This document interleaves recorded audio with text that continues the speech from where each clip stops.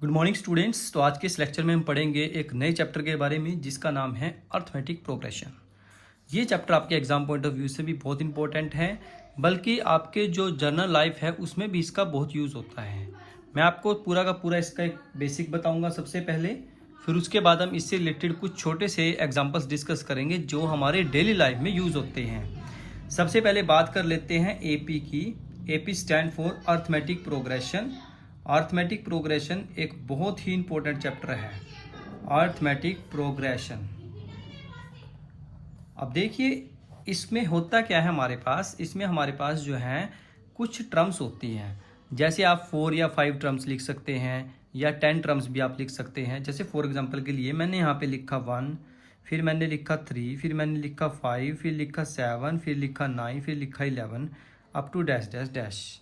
अगर आप इस एपी में ध्यान दें, ठीक है, इस सीरीज में अगर आप ध्यान दें, इनको बोलते हैं हम टर्म्स। ये है फर्स्ट टर्म, ये है सेकंड टर्म, ये है थर्ड टर्म, ये है फोर्थ, ये फिफ्थ और ये सिक्स्थ। ऐसे ही हमारे पास नंबर ऑफ टर्म्स आएंगी। ठीक है, अब देखिए इसमें हमारे पास क्या है, जो एपी है वो एक अलग ही प्रकार की सीरीज होती है। उसमें क्या होता है, देखिए सबसे पहले इसकी डेफिनेशन लिख लेते हैं हम। अर्थमेटिक प्रोग्रेशन की डेफिनेशन क्या आएगी, देखिए arithmetic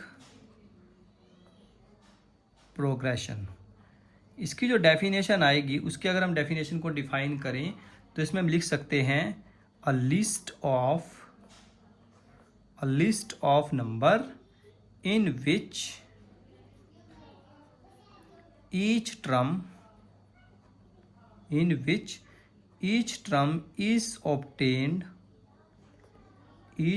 is obtained by adding a fixed number, ठीक है, to the preceding term except, किसको छोड़ के, एक्सेप्ट द फर्स्ट टर्म, पहली टर्म को छोड़ के। अगर हम दूसरे नंबर्स की बात करें तो उसमें हमें क्या होना चाहिए कि एक फिक्स नंबर जो है उसमें ऐड होना चाहिए। क्या होना चाहिए, फिक्स नंबर ऐड होना चाहिए। ध्यान रखना है पहली टर्म को छोड़ के। पहली टर्म आपके हो भी सकती है सही, अगर आप उसको छोड़ देंगे तो आपने स्टार्ट कहाँ से करना है, सेकंड टर्म से करना है। ठीक है स्टूडेंट्स, ये आपने ध्यान रखना है, इंपॉर्टेंट चीज़ है ये। ठीक है, और उसके बाद जो भी हमारा जो फिक्स नंबर होगा जिसकी हम बात कर रहे हैं ना, यहाँ पे देखिए जो फिक्स नंबर है, फिक्स नंबर आपका कुछ भी हो सकता है। फिक्स नंबर आपका पॉजिटिव भी हो सकता है, नेगेटिव भी हो सकता है और ज़ीरो भी हो सकता है। ठीक है, किसी भी टर्म में अगर हमारे पास कोई ऐसी सीरीज आती है जिसमें हमारा जो फिक्स नंबर है वो पॉजिटिव भी हो सकता है और नेगेटिव भी हो सकता है, इवन जीरो भी हो सकता है। ठीक है, डिपेंड करता है सीरीज के ऊपर। अब जैसे हमने जो फर्स्ट सीरीज लिखी थी स्टार्टिंग में, अगर आप इसमें ध्यान दें तो इसमें अगर हम देखें कि जो फर्स्ट टर्म है हमारे पास वो कितनी है, फर्स्ट टर्म कितनी है ऐसी में हमारे पास, वो हमारे पास है 1। फर्स्ट टर्म कितनी है हमारे पास यहाँ पे 1। और अगर आप इसको डिफाइन करें सेकंड टर्म के हिसाब से तो सेकंड टर्म हमारे पास यहाँ पे 3 है और थर्ड टर्म हमारे पास है 5।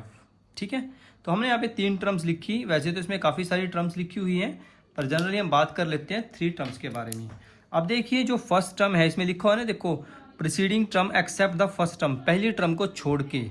यानी कि हम बात करेंगे दूसरी, तीसरी, चौथी, पाँचवीं और छठी टर्म के बारे में। अगर आप इनमें ध्यान से देखें, अगर हम देखें सेकेंड टर्म में से अगर हम फर्स्ट टर्म को माइनस करते हैं तो हमारे पास देखिए क्या आएगा, सेकंड टर्म हमारे पास 3 है, फर्स्ट टर्म हमारे पास है 1, 3 में से 1 गया 2। ऐसे ही अगर हम थर्ड टर्म में से सेकंड टर्म को माइनस करते हैं तो थर्ड टर्म हमारे पास है 5, 5 में से 3 गए 2, यहाँ भी 2 आएगा। ऐसे हम फोर्थ में से अगर मैं थर्ड को माइनस करता हूँ, फोर्थ मेरे पास है 7, 7 माइनस 5 दैट इज़ 2। तो आप पाएंगे कि एक फिक्स्ड नंबर इसमें ऐड होके आ रहा है। ठीक है, जनरली आपको भी यहाँ पे लग रहा होगा, देखो यहाँ पे 1 लिखा हुआ है, इसमें हम 2 प्लस किया तो 3 आया, 3 में 2 प्लस किया तो 5 आया, 5 में 2 प्लस किया तो 7 आया, 7 में 2 प्लस किया तो 9 आया, 9 में 2 प्लस किया तो 11 आया। तो इस तरह से ये जो सीरीज बनी होती है जिसमें एक फिक्स नंबर आपका ऐड होता है उसे हम बोलते हैं अर्थमेटिक प्रोग्रेशन। ठीक है, तो इसको हम एपी बोलते हैं। शॉर्ट फॉर्म में इसको एपी बोला जाता है, और अगर इसको फुल फॉर्म में लिखा जाए तो आपका अर्थमेटिक प्रोग्रेशन बनेगा। बहुत इंपॉर्टेंट है, बहुत ज़्यादा इंपॉर्टेंट है, आपकी जनरल लाइफ में भी इंपॉर्टेंट होगा। मैं आपको एग्जांपल दूंगा बढ़िया। अब देखिए इसमें होता क्या है हमारे पास, जैसे एक छोटा सा एग्जांपल हम ले लेते हैं। फॉर एग्जांपल के लिए जैसे कि आपके पास आपने एक टारगेट बनाया कि जैसे मेरे को हर मंथ, ये आपका एग्जांपल रहेगा, ठीक है, समझाने के लिए। जैसे आपने एक फिक्स्ड सैलरी आपने इसमें ऐड करनी है अपने अकाउंट में। फिक्स सैलरी का मतलब क्या है कि आप फर्स्ट मंथ में सैलरी भरेंगे 100 रुपये, सेकेंड मंथ में आपने उसमें सेव करने हैं 150 रुपये, थर्ड में आप सेव कर रहे हैं 200 रुपये, और फोर्थ में आप सेव कर रहे हैं 250, और फिफ्थ में आप सेव कर रहे हैं 300 एंड सो ऑन। ठीक है, अब इस सीरीज से आपको क्या पता लगता है, देखो कि आपने पहले साल में 100 रुपये जमा कराए, यानी कि फर्स्ट टर्म क्या है 100, दूसरे साल में आपने 150 जमा कराए, दूसरी टर्म क्या है 150, तीसरे में आपको 200 जमा कराए, फिर 250 जमा कराए, फिर 300 जमा कराए, फिर ऐसे ही चलता रहेगा। अब देखिए अगर आप यहाँ पे ध्यान से देखिए, यहाँ पे कितने का एडिशन हो रहा है 50 का, यहाँ कितने का एडिशन है 50 का, यहाँ भी 50 का एडिशन है, और यहाँ भी 50 का एडिशन है, यानी कि 50 50 50 का एडिशन होता जा रहा है। तो ये जो सीरीज हमारे पास है ये हमारी एपी होती है, अर्थमेटिक प्रोग्रेशन जिसको बोला जाता है। ठीक है स्टूडेंट्स, ये आपने याद रखना, इंपॉर्टेंट है। कई बार क्वेश्चन पेपर में आ जाता है कि which of the following are in AP, तो अब आपको देख के पता लगाना पड़ता है कि एपी इनमें से कौन सी है। ठीक है, और ध्यान रखना है जो फिक्स नंबर है वो पॉजिटिव भी हो सकता है, नेगेटिव भी हो सकता है, इवन जीरो भी हो सकता है। ठीक है, अब देखिए इसका मतलब क्या है कि एक फिक्स नंबर, ये पॉजिटिव तो आपको पता लग गया कि 50 50 का डिफरेंस है। अगर कोई सीरीज हम उल्टी लिख दें, सपोज करो इसको हमने उल्टा लिख दिया, जैसे 300 250 200 150 100 और 50 एंड सो ऑन। अगर आप इस सीरीज में अगर आप ध्यान देखें तो इसमें और इसमें गैप कितने का है 50 का है, पर आप यहाँ पे लिखेंगे -50 का गैप है क्योंकि ये 50 कम है इससे। सेम ऐसे ही यहाँ कितने का गैप है -50 का, यहाँ कितने का है -50 का, यहाँ भी -50 का, और यहाँ भी -50 का। अगर मैं आपसे पूछूं कि इससे नेक्स्ट टर्म कौन सी आएगी तो आंसर क्या आएगा 0, क्योंकि 0 और 50 के बीच का गैप कितना होता है -50, और उससे अगली टर्म क्या आएगी -50।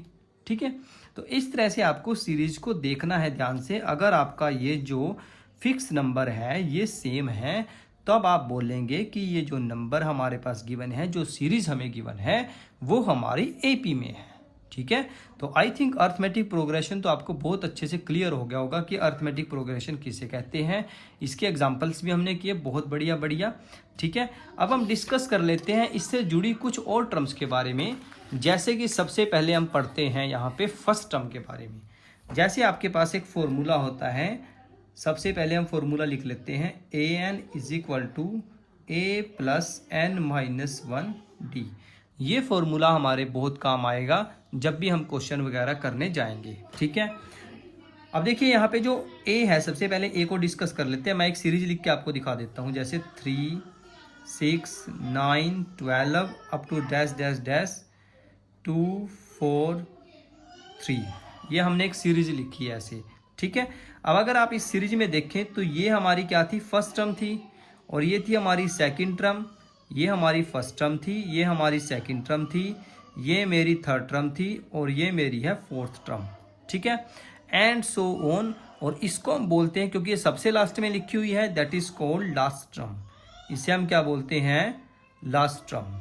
ठीक है, तो जो फर्स्ट टर्म होती है, फर्स्ट टर्म को हम ऐसे लिखेंगे, फर्स्ट टर्म। अगर हम डिफाइन करने की बात करेंगे फर्स्ट टर्म को हम किससे डिनोट करते हैं, तो फर्स्ट टर्म को हम डिनोट करते हैं ए से। ठीक है, तो यहाँ पे जो ए की वैल्यू है वो कितनी है हमारे पास 3 है। ये आपने ध्यान रखना, इंपॉर्टेंट चीज़ है ये। फर्स्ट टर्म को हम ए बोलते हैं, इसलिए ए की वैल्यू कितनी आएगी 3 आएगी, और डी की वैल्यू कितनी आती है, second term minus first term. Second term में से फर्स्ट टर्म को आप माइनस करेंगे तो आपके पास आती है डी की वैल्यू। यहाँ पे जो डी है उसका भी कोई ना कोई तो नाम होगा, तो डी को हम बोलते हैं कॉमन डिफरेंस। क्या बोलते हैं? Common difference. कॉमन डिफरेंस कितना है यहाँ पे? 3। कॉमन डिफरेंस बोलते हैं कि हमारे पास जो सीरीज गिवन है उसमें कितने का डिफरेंस है। यहाँ पे कितने का डिफरेंस है? जो हम फिक्स नंबर की बात कर रहे थे ना पीछे, वही ये फिक्स नंबर होता है जिसको हम डी से डिनोट करते हैं। ठीक है, तो हमने ए और डी क्लियर कर लिया है यहाँ पे। अब हम बात करते हैं एन की। एन हमारे पास होता है नंबर ऑफ टर्म्स। क्या होता है? Number of terms. अब इस सीरीज में हमें नहीं पता कितनी नंबर ऑफ टर्म्स हैं, क्योंकि अगर मैं इसको पूरा का पूरा कंप्लीट लिखने जाऊंगा तो बहुत लंबी सीरीज बन जाएगी। ठीक है, नंबर ऑफ टर्म्स को हम छोटे से डिफाइन कर लेते हैं। जैसे मेरे पास एक सीरीज ऐसी है 3, 6, 9, 12 एंड 15। आगे डैश डैश नहीं लगा हुआ है, तो इसका मतलब क्या है? इसके अंदर हमारे पास कितनी नंबर ऑफ टर्म्स हैं? ओनली 5 नंबर ऑफ टर्म्स है इसमें। ठीक है, तो यहाँ पे जो एन की वैल्यू है वो कितनी आ जाएगी? 5 आ जाएगी। ठीक है स्टूडेंट्स, ये आपने याद रखना, इंपॉर्टेंट चीज़ है ये भी। अब देखिए हमारे पास लास्ट रह गया है, वो है ए एन।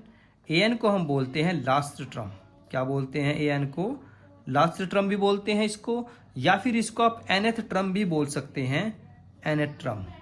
ठीक है, दोनों ही सही है। लास्ट टर्म भी वही होती है, nth टर्म भी वही होती है। अब जो लास्ट टर्म हमारे पास इस सीरीज में गिवन है वो कितनी है हमारे पास?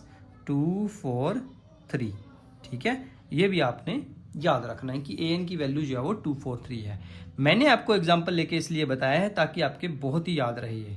ठीक है, आप कोई भी सीरीज ले सकते हैं, जरूरी नहीं आपने 3 की वाली सीरीज लेनी है, आप 4 वाली ले सकते हैं, या और भी आपने मिक्स सीरीज लेनी है तो मिक्स सीरीज भी आप ले सकते हैं। ठीक है स्टूडेंट्स, तो ये आपका बहुत इंपॉर्टेंट रहेगा।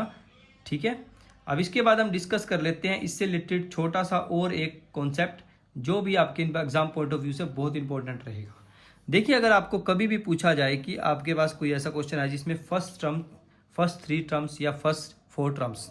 अब देखिए डी हमें पता है कि डी जो है कोई ना कोई एक ऐसा नंबर है जो फिक्स रहेगा, या तो वो एडिशन में रहेगा, प्लस में रहे, माइनस में रहे, या 0 रहे। ठीक है, तो अगर हम बोले जाए कि जनरल टर्म अगर हम लिखें, general terms of AP, AP के अगर आपको जनरल टर्म्स के बारे में बात की जाए तो हमारा जो फर्स्ट नंबर होता है उसको तो हम ए से ही डिनोट करते हैं, कॉमा। अब जो दूसरा नंबर हम लिखेंगे उसमें हम क्या ऐड करते हैं? जो फिक्स नंबर ऐड करके लिखेंगे। फिक्स नंबर हमारा क्या था? डी। तो हम क्या लिखेंगे यहाँ पे? ए प्लस डी। अब इसमें फिर दोबारा से फिक्स नंबर ऐड होगा, यानी कि ए प्लस 2d।